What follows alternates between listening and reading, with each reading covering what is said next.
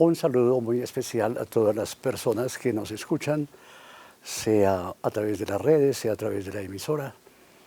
Estamos en un programa que va hacia adelante, casi por capítulos, acerca de la doctrina social de la Iglesia. Creo que es un aspecto que entre nosotros ha sido tan sumamente urgente conocerlo y sin embargo no lo hemos conocido suficientemente. He explicado que doctrina viene de la palabra docere, que es enseñar, es una enseñanza social, tiene por objeto los fenómenos sociales de la Iglesia, a pesar de que no es toda la Iglesia la que escribe, sino propiamente es el magisterio de los papas en sus encíclicas que se han referido a los problemas de la sociedad, y en ese sentido es una enseñanza social de los romanos pontífices, de los papas en la Santa Iglesia Católica. Es un aspecto que se conoce realmente poco, y algunos se extrañan de que la Iglesia haya tenido, dijéramos, no solamente el atrevimiento, sino la capacidad de acompañar los desarrollos de la sociedad económica y también política, dando unos ciertos trazos que corresponden a una enseñanza de la Iglesia.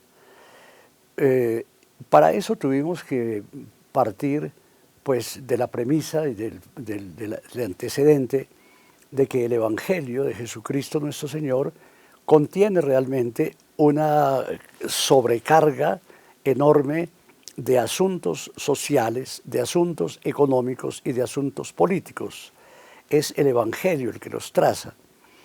Y pues siempre habremos de recordar que la misión de Jesucristo nuestro Señor es especialmente, pues sí para todos, pero especialmente para los pobres, para los huérfanos, para los victimizados, para los lanzados de la sociedad y para los perseguidos y para los que tienen hambre y sed, especialmente de justicia.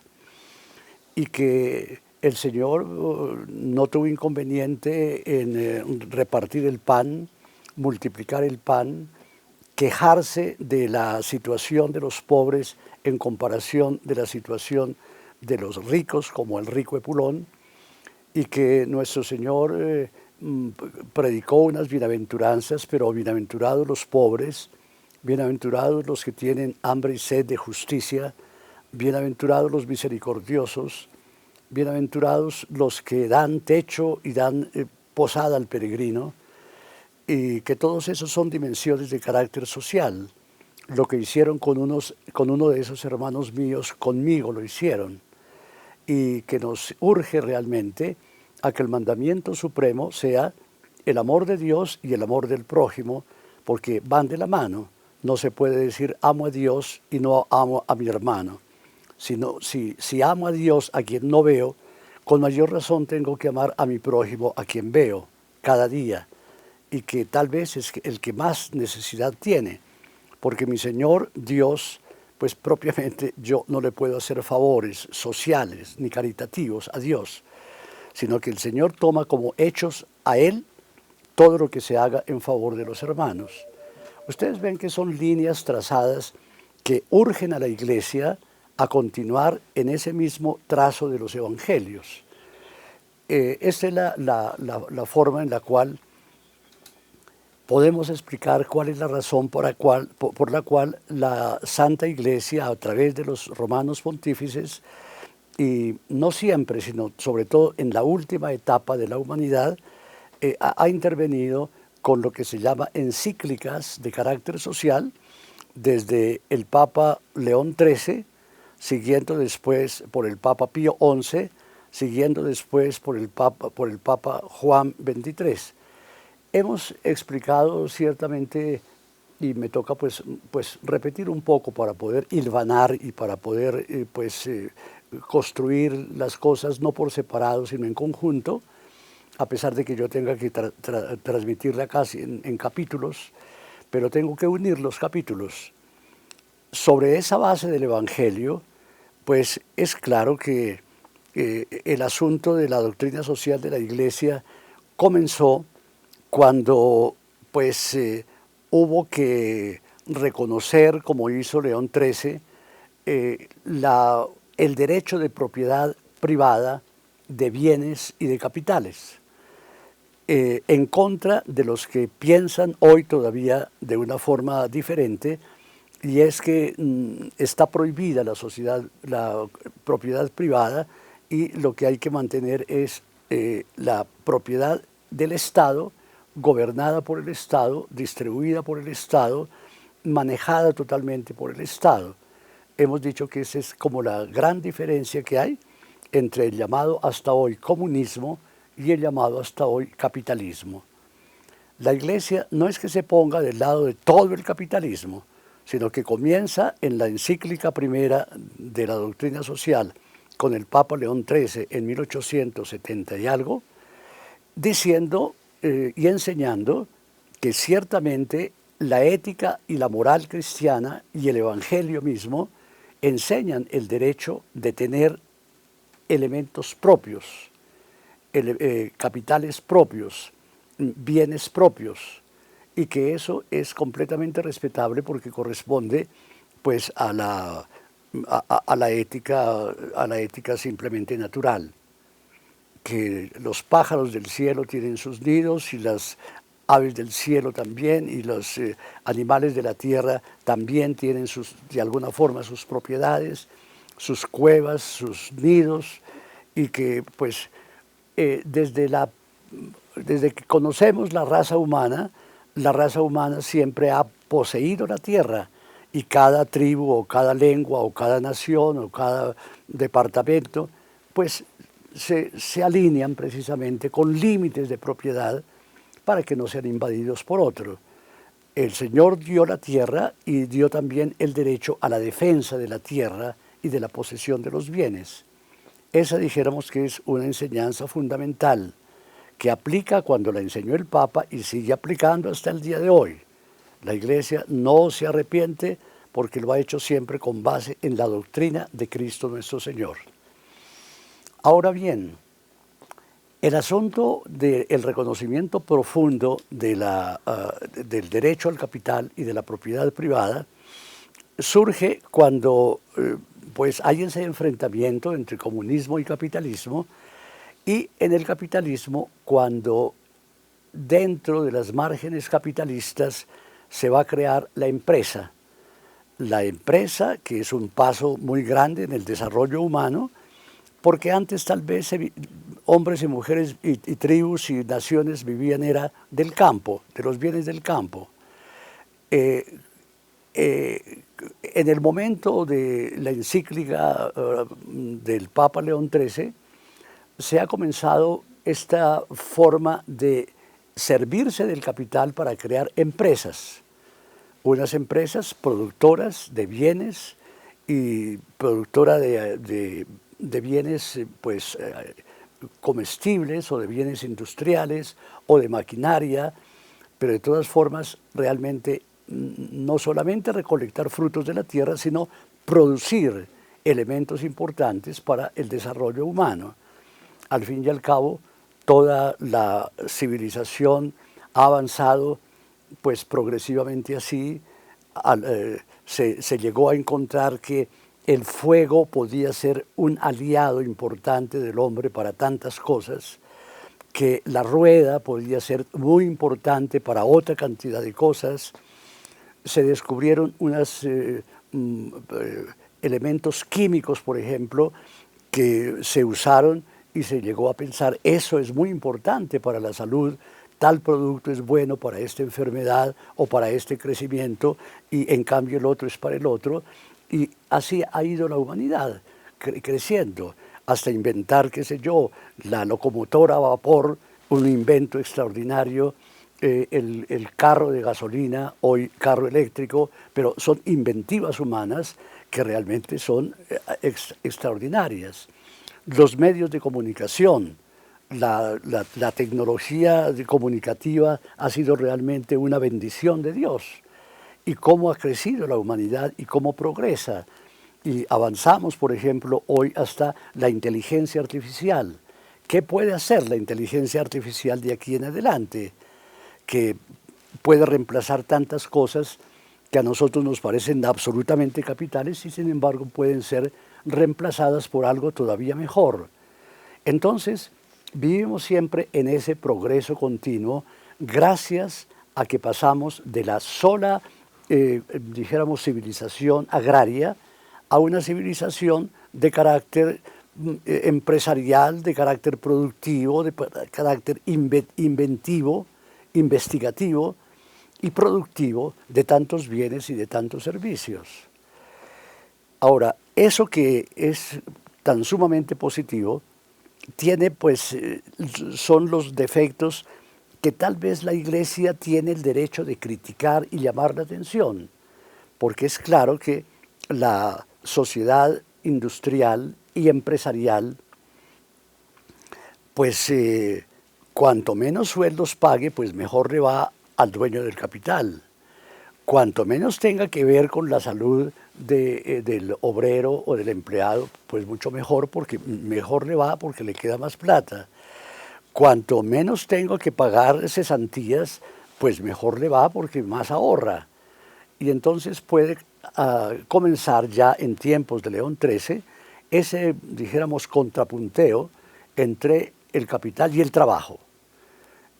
Ustedes piensen que la Santa Iglesia, pues por el Evangelio mismo, tiene que ponerse del lado del débil, del que no tiene, del que no sabe, del que no puede, del que es tratado pues de una forma despótica, del que no llega pues a los niveles que tienen los dueños del capital.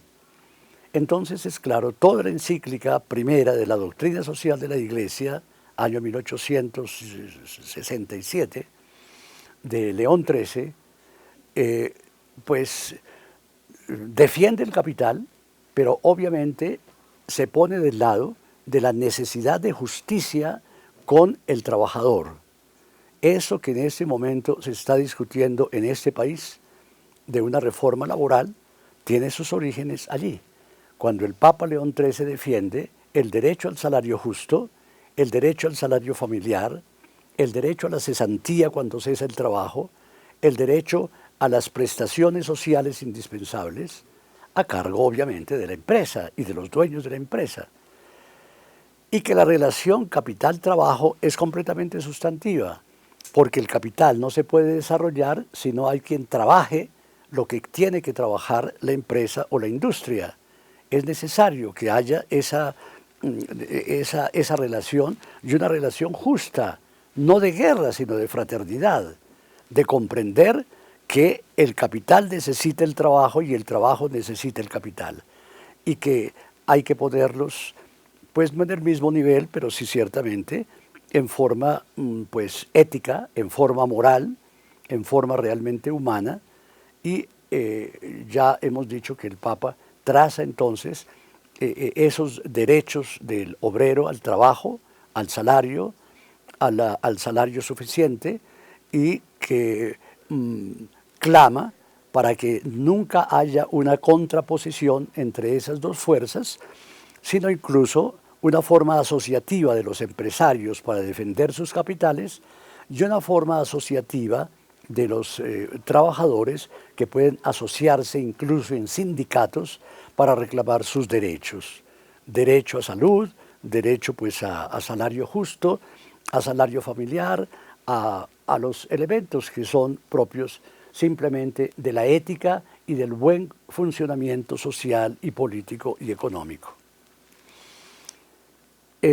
La Iglesia va obviamente meditando pues de acuerdo a los tiempos, porque pues el desarrollo social y tecnológico va pues a través del tiempo. Antes no teníamos los avances que hoy tenemos, sino que en los siglos anteriores ha ido paso a paso la humanidad acercándose a nuevas formas de inventos y entonces a nuevas formas también de organización. Por eso he dicho que el siguiente paso que se da en la doctrina social de la Iglesia, tiene que ver con el Papa Pío XI, por los años 1934 más o menos, en que escribe a los 40 años una encíclica, Quadragesimo Anno, a los 40 años de la encíclica anterior de León XIII, y allí lo que pone de manifiesto es que lo que se nota realmente es un antagonismo profundo entre comunismo, que se hace muy fuerte, y el capitalismo, que se hace muy fuerte, como dos formas de economía. Registrando eso, el Papa dice, nosotros tenemos que decir y repetir lo que dijo el Papa León XIII hace tantos años, hace como 40 o 50 años, que la forma justa y ética es mucho más de propiedad privada de los bienes, más que un comunismo, más que una simplemente intervención del Estado en todos los órdenes sociales, económicos, políticos, y no da ocasión a que realmente los privados puedan ser dueños de su capital y realmente pues con la plata continuar este desarrollo que nos ha ido acompañando. Entonces, no solamente se ratifica ese derecho de propiedad, sino que se ve algo que realmente apareció entonces, que fue pues no tanto la lucha del capital contra el trabajo, sino la lucha de la industria con la industria, de las fábricas con las fábricas, de las importaciones con las exportaciones, y que no fue solamente que eso esté pasando únicamente hoy, sino que ya lo registra, he dicho en 1934-35, ya lo registra el Papa Pío XI, una lucha que hace que la exportación de bienes y de servicios de un país a otro, pues reciba una serie de impuestos, pues que el Estado que recibe los productos que no tiene, pues necesita esos impuestos para poder pues distribuir y para poder crecer también como país. Y que entonces lo que podría ser un libre comercio no es tan libre, sino que casi todas importaciones y exportaciones reciben una sobrecarga de impuesto hecho por el Estado en beneficio del Estado mismo. Pero que se ha llegado a la imposición de esos aranceles, los llaman hoy, una forma de aranceles que ahogan entonces el capital y disminuyen el capital de trabajo, porque todo se va en impuestos, todo se va en aranceles, todo se va en plata del que recibe los productos. Y entonces ha comenzado, ya 1935, ha comenzado esa lucha frontal, y en lugar realmente de un libre comercio, después del Papa Pío XI se llegó a un libre comercio y se impuso un libre comercio, libertad de importaciones, convenios entre países para practicar un comercio libre, sin tantas cargas de impuestos y de aranceles. En este momento, pues lo que hemos llegado es otra vez a una lucha en que un país, el país más fuerte, se levanta contra otros países más débiles y les impone todos los aranceles y todos los impuestos posibles a los productos que quieran entrar a mi país.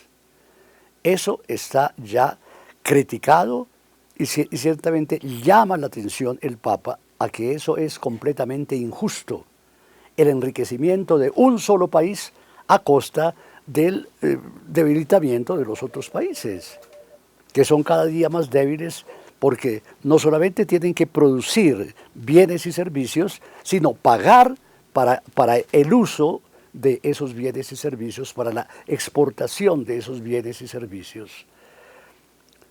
Entonces, esa llamada de atención, dice el Papa, no se puede admitir pues como una especie de dictadura económica, que termina siendo una dictadura política, porque es que claro que detrás de la economía lo que se impone es primero este país, primero este país. Hoy está de moda ese, primero este país, América primero, y todo lo demás, pues que pague impuestos y los impuestos que yo quiera poner.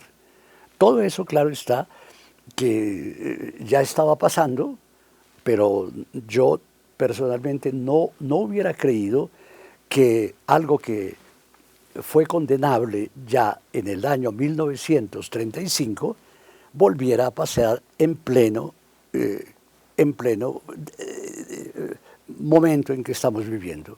Pero se repitió esa lucha de la empresa productora con los estados receptores de los bienes y de los servicios.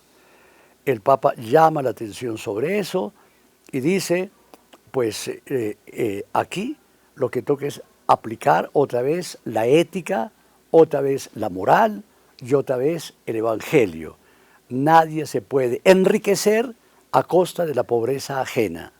Eso es antiético, es antimoral, es antievangélico.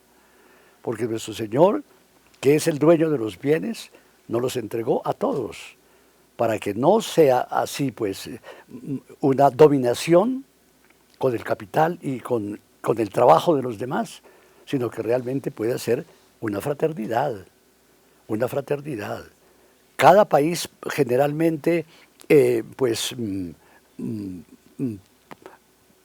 comercia pues lo que tiene, comercia lo que tiene, lo que es propio de su país, propio de su región. A eso lo llaman las ventajas comparativas. Si yo comparo a América Latina con África, es claro que América Latina pues tiene unas ventajas enormes comparativamente con África, porque tenemos más agua, porque tenemos menos desiertos, porque tenemos realmente una producción muy rica, por ejemplo, de petróleo, de gases, porque el otro país, en lugar de eso, tiene pues unas minas de oro extraordinarias y el otro país tiene pues realmente unos ríos envidiables para mover las máquinas productoras de energía y porque cada uno tiene sus ventajas comparativas. Hay que respetar y amar esas ventajas comparativas, abriéndonos a los productos, con gozo, abriéndonos a los productos que nosotros no tenemos. Y en eso consiste una gran fraternidad social y una gran justicia social. Abrir el libre comercio, abrir los puertos, abrir los mercados, incluso premiar a los que nos favorecen con tanta riqueza suya nacional que favorecen aquello que nosotros no tenemos. Es toda la teoría económica de las ventajas comparativas. El Papa dice, eso hay que respetarlo profundamente. No a la dominación económica que termina siendo una dominación política. Entonces, el que más recibe, más cobra y por supuesto que se enriquece con la sangre de otro y con el trabajo del otro y con el capital del otro. Si damos un paso más y acercamos en el tiempo, la otra momento de encíclica fue del Papa Juan XXIII. Estamos en el año 1961, en que se publica una encíclica de Juan XXIII llamada Mater et Magistra.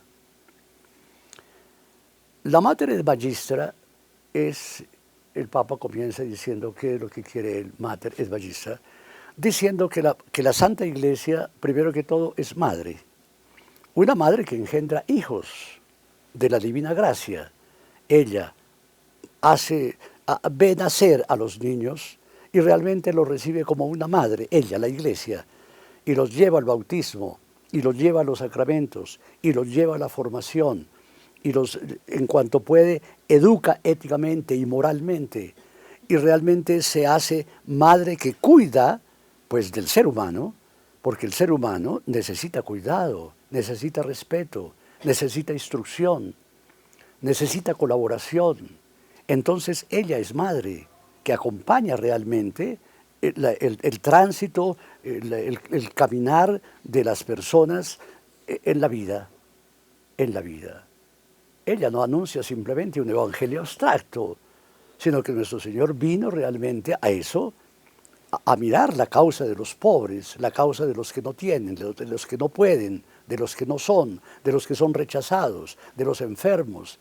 Entonces, ella sigue siendo una madre que engendra, y ciertamente, mater et magistra, una mamá que no enseña, una mamá que no educa, pues es una mala madre. La Iglesia, para ser madre, tiene que ser también maestra, que enseñe los grandes principios. Oye, no porque la humanidad no pueda descubrir esos principios, sino porque a veces, pues, más significa la enseñanza del Evangelio, que llega hasta el alma, que por ejemplo, pues simplemente una ética económica o una ética del trabajo o una ética pues construida filosóficamente. La Iglesia enseña y parte de esa enseñanza es la enseñanza social.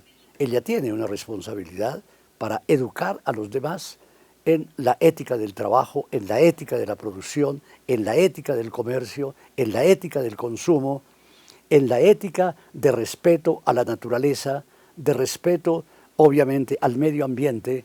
Ella tiene una palabra, fíjense ustedes hasta dónde llegamos.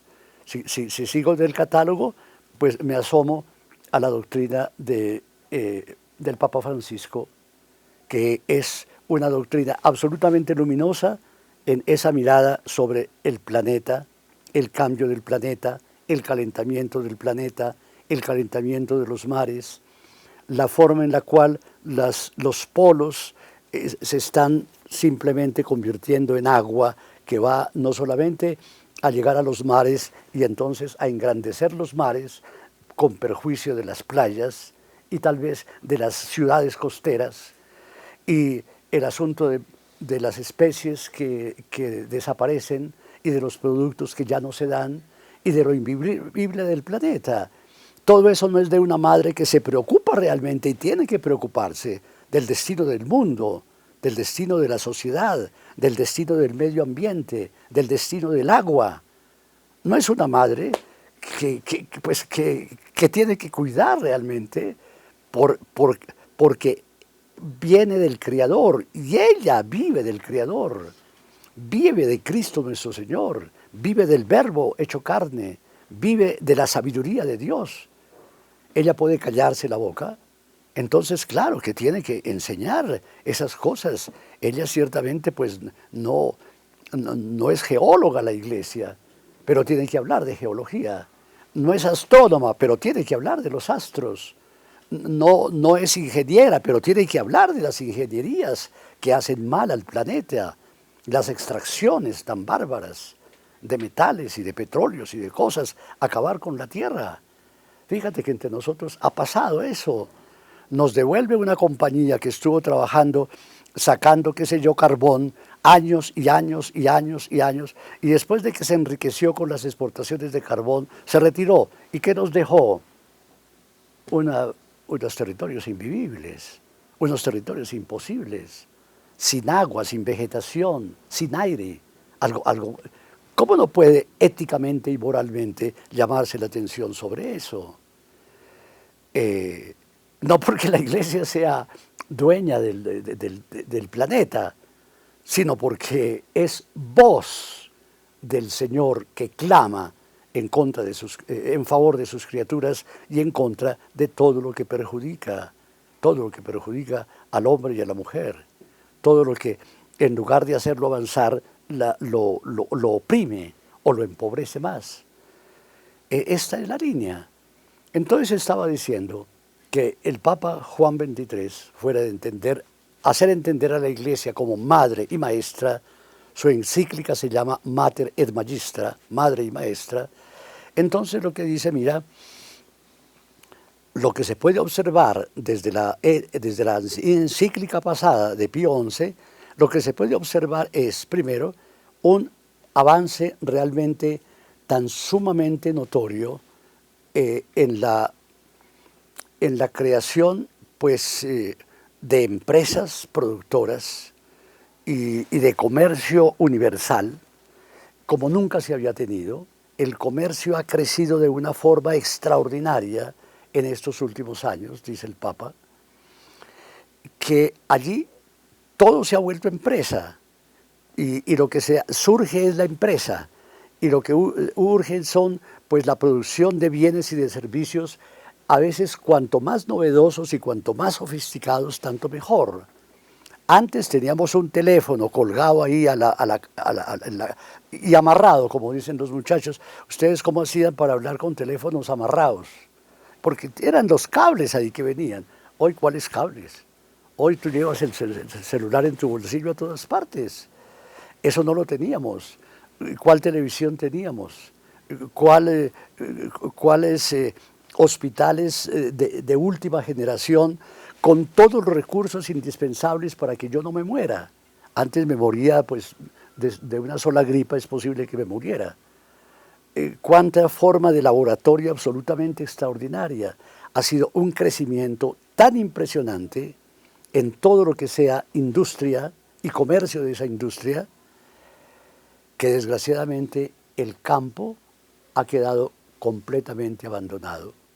Y la civilización agrícola parece que se esfumó y la reemplazó simplemente la técnica, la reemplazó simplemente, pues eso, los bienes de última generación. El campesino que labra la tierra, pues no tiene recursos para hacer empresas agrarias, para exportar lo más importante que es comer, lo más importante que son las medicinas de carácter natural, la cultura de carácter agrario, los paisajes de carácter agrario, las bellezas que tiene la naturaleza como tal. El campo se ha abandonado y todo se volvió humo, humareda, progreso industrial, progreso comercial.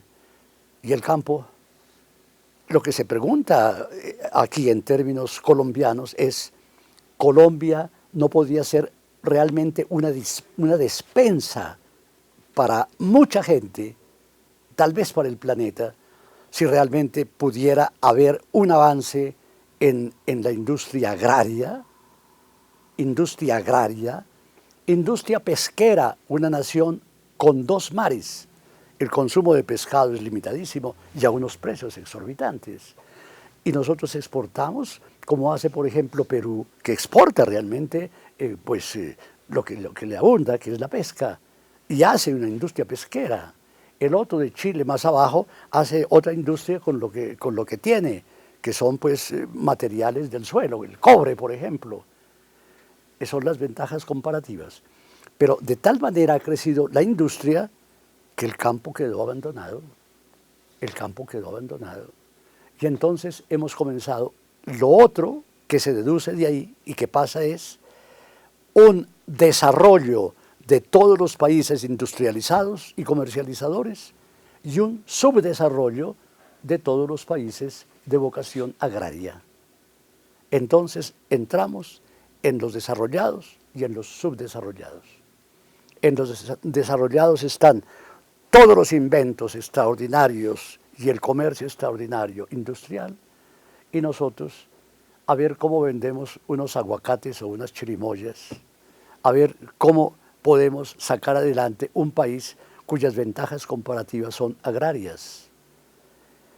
Entonces allí viene una terrible desnivel entre el desarrollo y el subdesarrollo, entre el primer mundo desarrollado y los mundos subdesarrollados, los segundos mundos, los mundos pues de la pobreza, Y lo que tenemos hoy delante, dice el Papa Juan XXIII, lo que tenemos delante es el gran desarrollo frente al enorme subdesarrollo. El desarrollo concentrado sobre todo en los medios del norte de Europa, del norte de América, del norte, y generalmente los del sur. El sur es como si tuviera una maldición, subdesarrollado, el sur del hemisferio. Hay que preguntarle al que escribió ese libro de Norte-Sur, ¿por qué siempre el norte es el que progresa y el sur no progresa? El norte de Europa y el sur de Europa. El norte de Europa es desarrollado y el sur generalmente es subdesarrollado. El norte de Italia y el sur de Italia. El norte de Colombia y el sur de Colombia.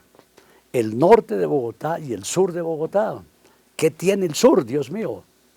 Hay que preguntarlo filosóficamente, ¿qué tiene el sur? Para que sea siempre así. El desarrollo industrial del norte y el atraso y el subdesarrollo generalmente de los sures, del sur. Allí hay un desequilibrio enorme. Es la forma de reflexión del Papa, que como ustedes ven, es una reflexión tremendamente ética, tremendamente moral y tremendamente ligada a los fenómenos que están delante. La Iglesia no puede callar. La Iglesia no puede decir que está predicando el amor y la justicia si no hay condiciones de amor y de justicia en lo más indispensable que es los sectores de economía, porque ciertamente la economía está a la base de la existencia humana. Sin una economía, sin productos, sin intercambios, o sin dineros, o sin capitales, o sin inventiva, pues no, la vida humana sería una desventura. Pero tampoco se puede echar a andar hacia adelante una generación de última generación, de últimos inventos, de ciertamente inteligencias artificiales y todo lo que nos ufanamos, y lo demás un desarrollo absoluto. Este es el problema. Con el desarrollo y el subdesarrollo comienza realmente una agrupación de los países subdesarrollados que claman por su liberación. El término es liberación. Y lo que nosotros notamos es que la Santa Iglesia tiene que ponerse del lado de los que buscan la liberación. Del lado de los que buscan, oye, poder llevar un pan a la mesa de mi casa, los que tienen derecho a tener unas medicinas, de los que tienen derecho a tener una casa, una vivienda, un hogar. La Iglesia se puede poner simplemente entonces del lado de la industria y no delante de los campesinos, delante de los que no tienen, de los que no saben, de los que no pueden, de los que no son, de los que casi no tienen futuro, y los llaman eso países subdesarrollados, países de tercer mundo, o simplemente en las mismas conglomerados internos, como en Colombia, pues clases sociales, estrato 5, estrato 4, estrato 3, y estos son los desgraciados del estrato 1, por estratos. Tal vez en la misma lucha de clases que se tenía antes entre comunismo y capitalismo. La misma cuestión. Vuelve otra vez la lucha. Y esa estratificación de la sociedad no es algo vergonzoso, no es algo completamente vergonzoso. Esta señora, recíbanla a veces de estrato 5 la señora, esta pobre vieja estúpida de estrato 1, imagínate tú. Venga, bienvenido un universitario de estrato 4, pero no este majadero de estrato 2. Ustedes ven en dónde nos encontramos. Es que realmente sobre la Santa Iglesia vige el Espíritu Santísimo de Dios que nos hace entender, que nos hace comprender la situación humana frente al plan de Dios, que es un plan divino que se extiende para todos sus hijos. Pero hay algunos que quisieran realmente quitar el pan ajeno para poder llenarse su propio estómago o su propio bienestar. Estrato 5 y estrato 1. Desarrollo y subdesarrollo. Norte y sur. ¿No es esa la proclama del Papa? Lo que el Papa quiere decir, mira, nosotros tenemos realmente que trabajar por la liberación de los pobres, por la dignificación de los pobres, por los sures empobrecidos. Nosotros tenemos que aplicar el Evangelio divino del Señor, no para que la gente tenga paciencia, sino para que a la luz del Evangelio podamos, entre ricos y pobres, entre sures y nortes, volver a construir una sociedad en paz. Porque lo que lleva a las guerras y a las enemistades es precisamente la plata, la ambición de la plata, la ambición de la riqueza, la ambición de la posesión. Y eso es fraternidad.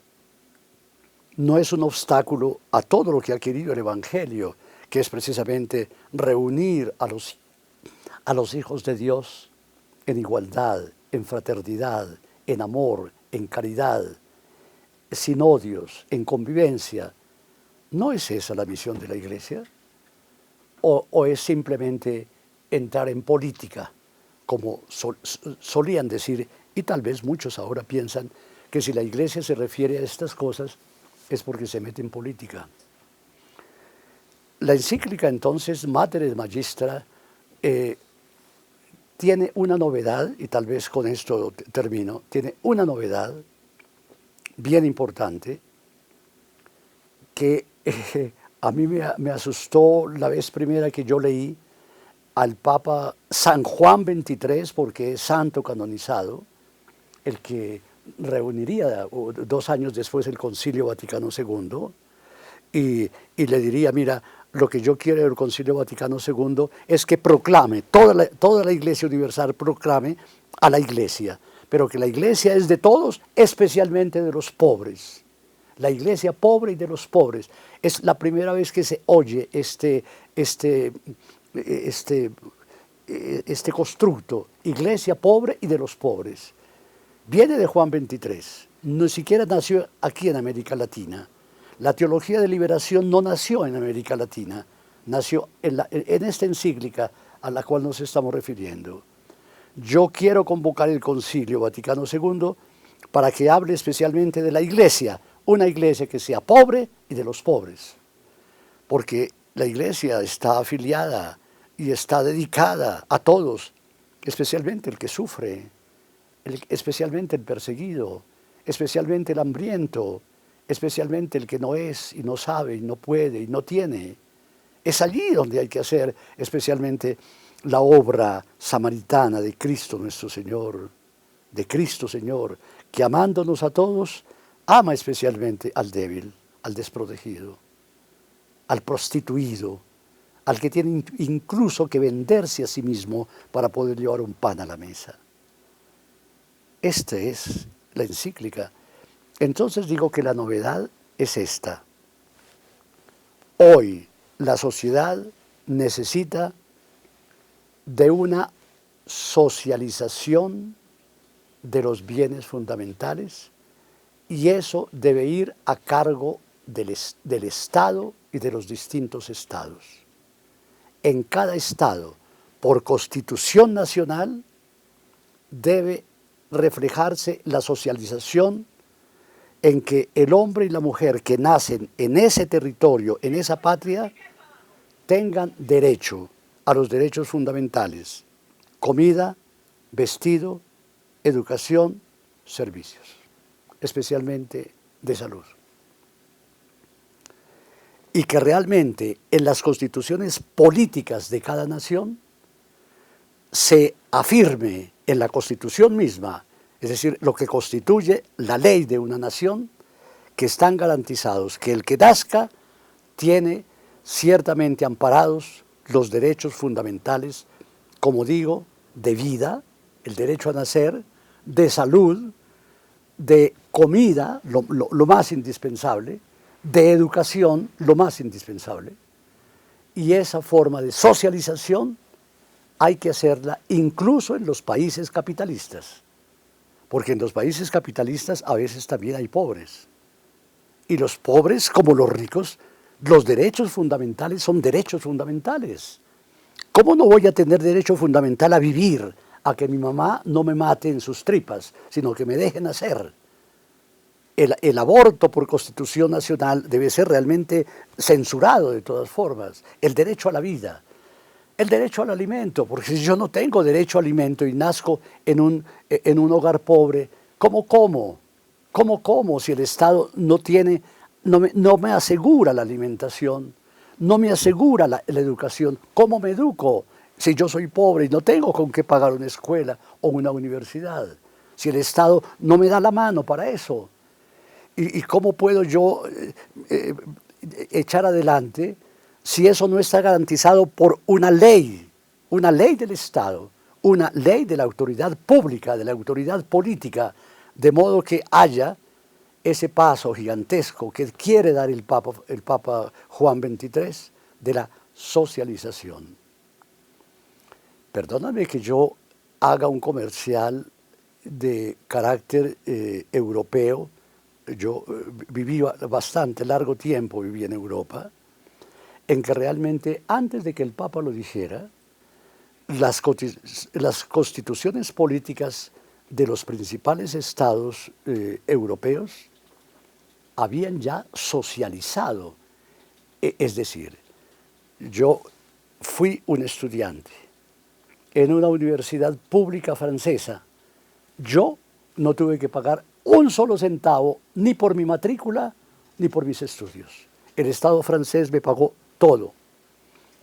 Si yo necesitaba, como estudiante, mucho más de tercer mundo, necesitaba un tren, bastaba que yo mostrara mi tiquete o mi carnet de estudiante y yo entraba sin pagar porque eso lo paga el Estado. Lo mismo en los buses o lo mismo en los metros de la ciudad. Lo mismo en la salud. Me enfermé una vez en Francia un poco seriamente, no tuve que desembolsar un solo centavo porque me pagaron todo en los hospitales, tanto de Alemania como de Francia.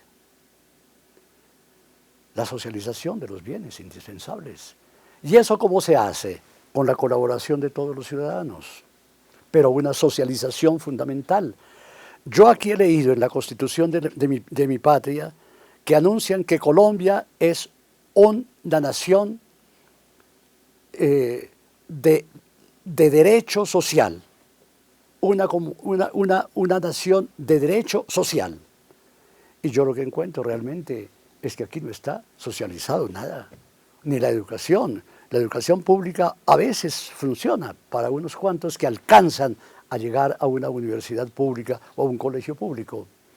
La salud pública, es decir, pagada por el Estado, y que los pobres no tengan que desembolsar sus pocos ahorros, que son ningunos, para poder comprar un mejoral. Entonces, el asunto de la educación garantizada y la salud garantizada y la locomoción garantizada. Por lo menos eso, los bienes y servicios. ¿Eso a costa de qué? Me parece que los impuestos de todos, especialmente de los que más tienen, especialmente de los que más pueden. Porque el pobre no puede pagar ciertos impuestos, no puede. ¿Cómo puede hacerlo si apenas puede comer?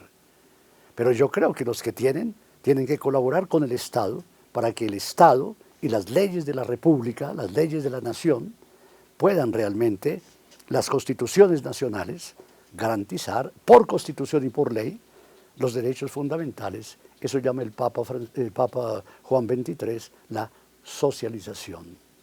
Él tal vez la conoció muy bien en Europa y quiere realmente que eso pueda extenderse éticamente, moralmente, misericordiosamente, es decir, racionalmente, porque es que es imposible que el Estado 5, ¿cómo se llama? Lo dije, la palabra, el estrato 5 tenga hasta reventarse y el estrato 1 en el mismo país, incluso en la misma ciudad, sean los desgraciados que ni pueden, ni tienen, ni saben, ni son, cuya vida es realmente una muerte continua. Esto no puede ser un Estado ético, esto no puede ser un Estado social, un Estado de derecho, un Estado de normas. ¿Cuáles normas? Si la misma, a veces la misma Constitución Nacional, lo primero que legisla es en favor del aborto y no en favor de la vida. En favor de los ricos y no en favor de los pobres. En favor de las ciudades, pero no de la agricultura. Y no admite reformas de la salud, no admite reformas laborales, no admite unas formas de volver al campo, de volver a la siembra, de volver a los productos que son propios de la nación, porque lo que hay que comerciar son capitales. Nosotros que vamos a comerciar frutas ahí, chirimoyas, no, es momento de intercambio de capitales, eso es lo que nos importa. ¿Y para qué estudiar literatura? Eso no da. Lo que importa es estudiar física y estudiar comercio y estudiar eso. Entonces realmente el desequilibrio es bestial. ¿Ustedes piensan que la Iglesia puede quedarse callada frente a esto? Creo que por ahora nuestra presentación del gran Papa, el Papa del Concilio, el gran Papa Juan XXIII, en su preciosa encíclica Mater et Magistra, nos abre realmente unos horizontes extraordinarios. Pero fíjate cuántos años hace que esto ha pasado. Y tal vez esa voz profética, que debería estar resonando todavía, ha sido casi acallada.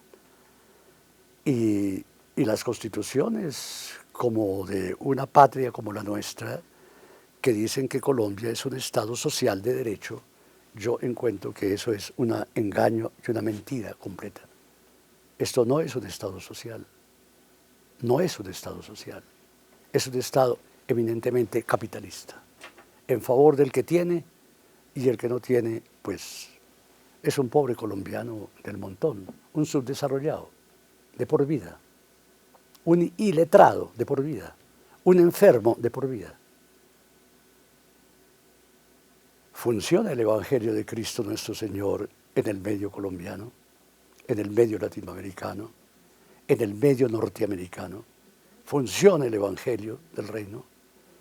Es claro que aquí nos damos mucho motivo para la reflexión y para la organización de nuestras ideas y de nuestro cambio de corazón para darnos cuenta de lo que está ocurriendo en el terreno político, social y económico que la Santa Iglesia tiene que abordar y realmente trazar las soluciones. Por ejemplo, la solución de la socialización de los elementos básicos de la vida, me parece que es una enseñanza inmortal de este gran Papa que fue el Papa del Concilio, San Juan XXIII, a quien rogamos que bendiga a Colombia. Muchas gracias.